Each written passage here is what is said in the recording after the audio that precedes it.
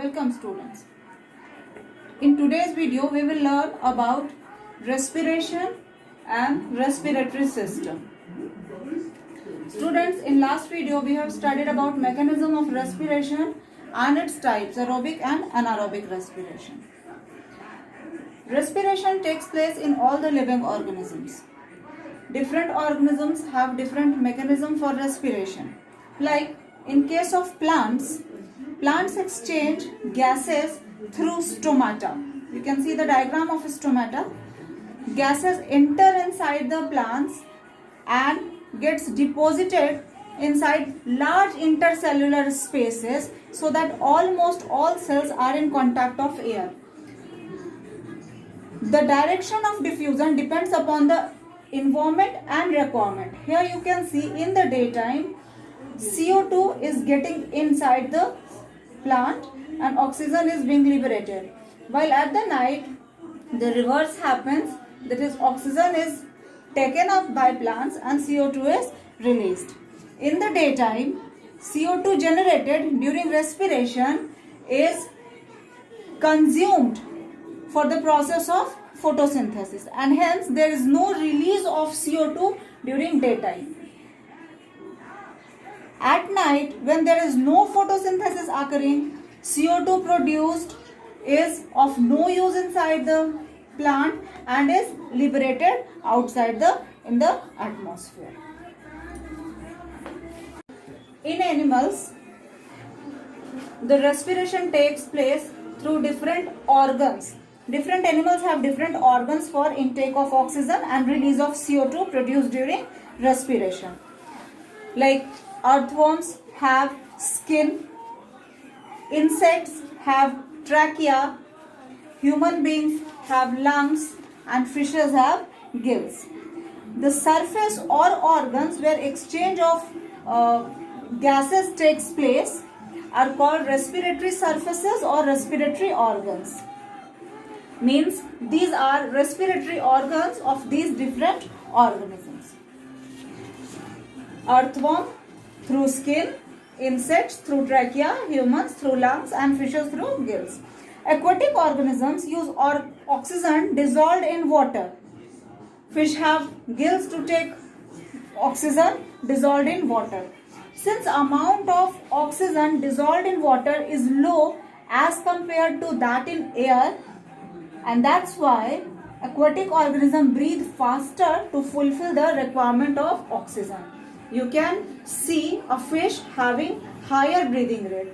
Aquatic organisms have higher breathing rate than terrestrial organisms, and this is so to fulfill the requirement of oxygen in their body. In human beings, the respiration involves two steps. The first one is breathing and second one is the cellular respiration. Breathing is a physical process involving bringing in of fresh air and taking out of the foul air. It is the physical process during which the first organism takes in the air, which is called inhalation or breathe in, and in the next step the foul air is released out from the body, which is called exhalation or breathing out.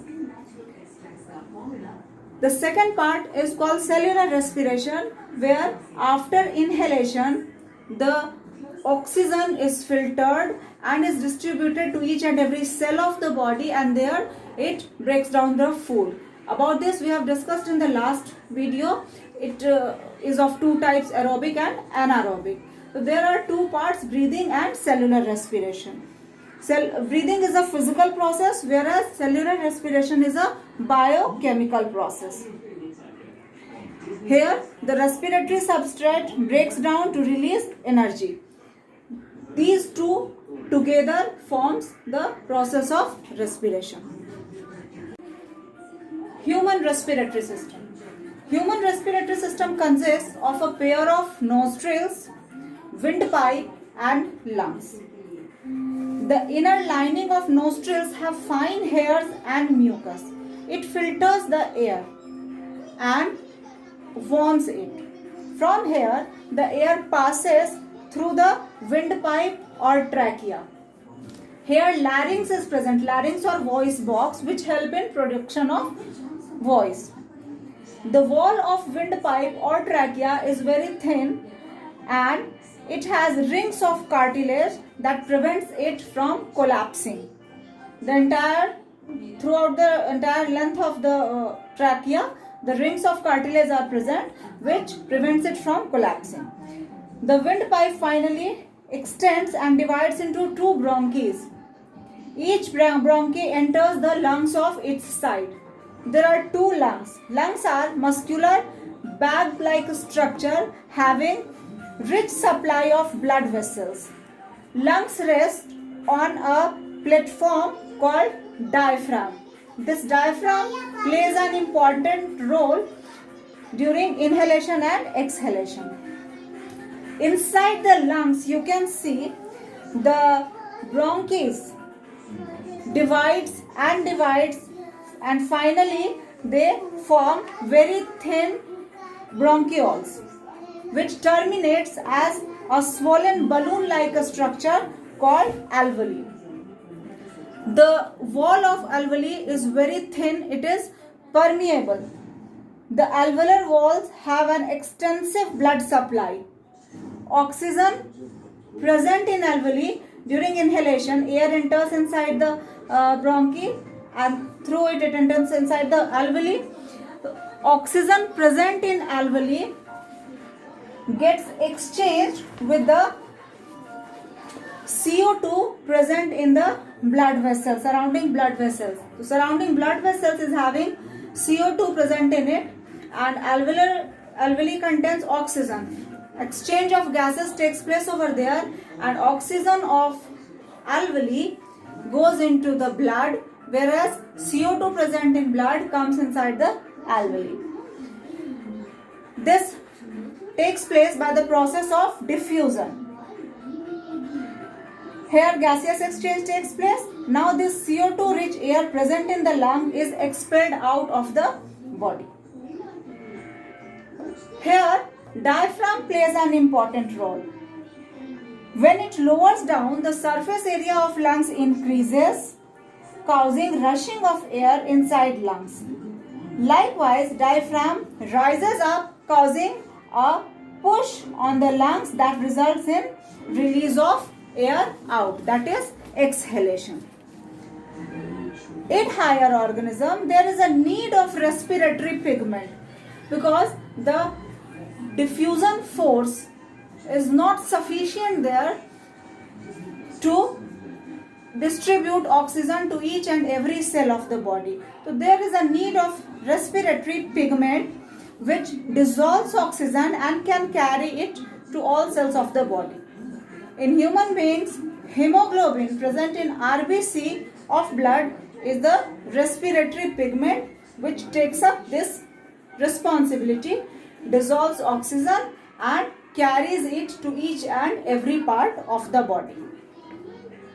Students, this is your home assignment. You have to answer all these questions. These questions are given in the NCERT book. I have written it over here for students who are not having the book. The first question is, what advantage over an aquatic organism does a terrestrial organism have with regards to obtaining oxygen for respiration? The second question goes like, what are the different ways in which glucose is oxidized to provide energy in various organisms? Third, how is oxygen and CO2 transported in human beings? Fourth, how are the lungs designed in human beings to maximize the area for exchange of gases? And fifth question, you have to draw a well-labeled diagram of human respiratory system.